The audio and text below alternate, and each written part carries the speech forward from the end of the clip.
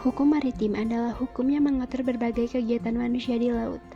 Hukum maritim sejatinya merupakan bagian tak terpisahkan dari hukum laut yang secara umum diatur dalam United Nations Convention on the Law of the Sea.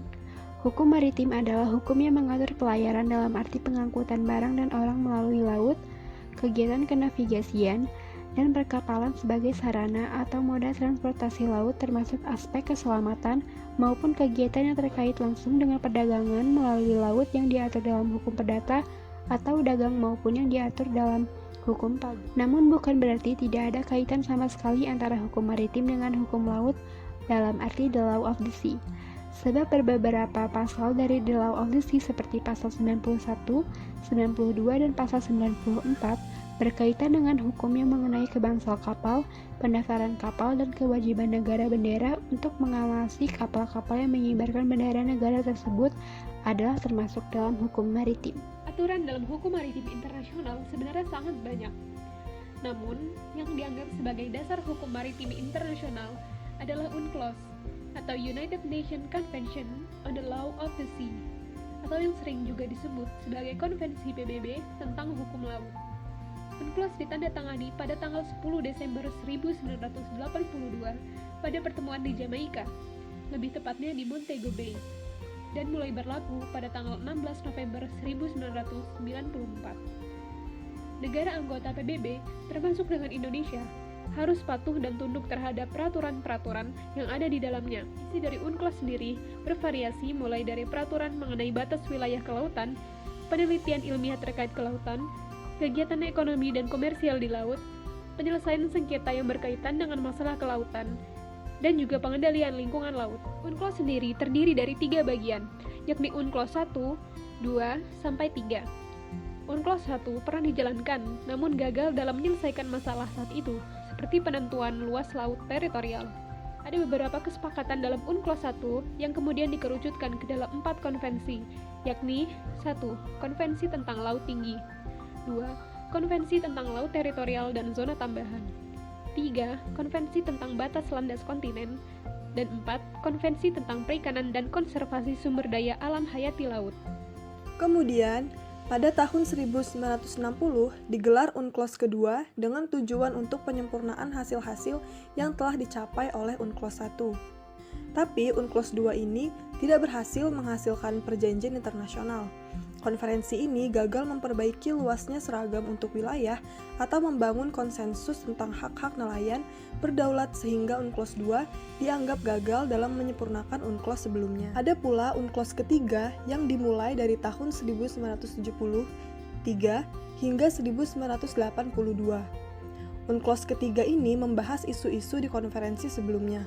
Hal utama dari konvensi ini adalah permasalahan zona maritim, laut teritorial, zona tambahan, zona ekonomi eksklusif, landas kontinen, laut tinggi, wilayah laut tidur internasional, dan perairan kepulauan.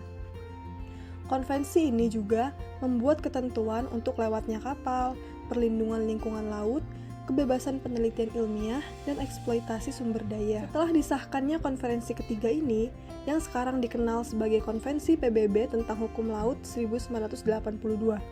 Bagi sebuah negara UNCLOS 1982, membagi laut menjadi 3 jenis atau zona maritim, yaitu yang pertama, laut yang merupakan bagian dari wilayah kedaulatan, yaitu di laut teritorial dan laut pedalaman.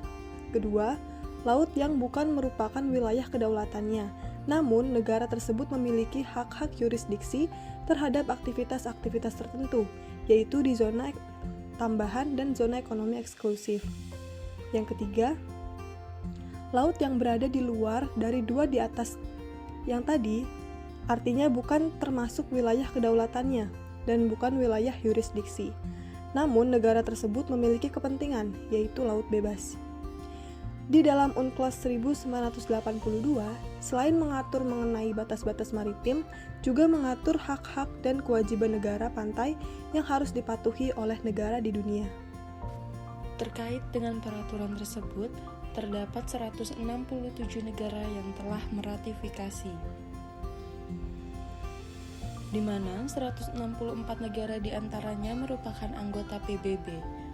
ditambah dengan negara pengamat PBB Palestina, serta Kepulauan Cook dan Niue, dan Uni Eropa. Seluruh negara yang telah menyetujui peraturan tersebut haruslah menjalankan peraturan tersebut agar meminimalisir terjadinya sengketa wilayah lautan, seperti yang terjadi antara Jepang dan China. Jepang dan China merebutkan Kepulauan Diaoyu atau Senkaku yang secara geografis terletak di tenggara Laut Cina Timur, 120 mil dari dataran Cina dan 200 mil dari kota Naha, Jepang. Kepulauan tersebut memiliki luas 6,3 km persegi yang terdiri dari 3 pulau berisi batuan tandus dan 5 lainnya merupakan pulau kecil. Perselisihan antara Jepang dan Cina terjadi sejak 1969. Sengketa ini bermula saat Organisasi Internasional UNECAV menyebutkan bahwa di dasar laut dekat Kepulauan Senkaku terdapat kandungan minyak dan hidrokarbon. Lalu, sejak saat itu, Jepang dan Cina mulai merebutkan wilayah tersebut. Berbagai pertemuan dan upaya telah dilakukan, namun hasilnya nihil. Meskipun Jepang dan Cina meratifikasi hukum laut 1982, namun mereka memiliki pemahamannya sendiri. Jepang mengusulkan pembagian wilayah berdasarkan garis tengah ZEE yang 200 mil dari garis batas. Sedangkan Cina mengacu pada landas kontinennya yang berjarak di luar 200 mil. Selain itu, terdapat perbedaan persepsi sejarah kepemilikan. Menurut Cina, Kepulauan Diaoyu atau Senkaku milik mereka sejak dinasti Ming. Sedangkan menurut Jepang, Kepulauan Senkaku merupakan wilayah mereka yang diserahkan oleh Amerika Serikat pasca Perjanjian San Francisco. Menurut Konvensi Hukum Laut Internasional 1982, ada beberapa tahapan untuk menyelesaikan sengketa tersebut. Tahap pertama ialah kedua belah pihak harus bertemu dan berdiskusi secara damai. Lalu, jika masih tidak berhasil, sesuai dengan pasal 286 Konvensi Hukum Laut 1982, Jepang dan Cina dapat menyerahkan sengketa atas permintaan pihak manapun dalam sengketa yang bersangkutan kepada pengadilan atau mahkamah yang memiliki yurisdiksi.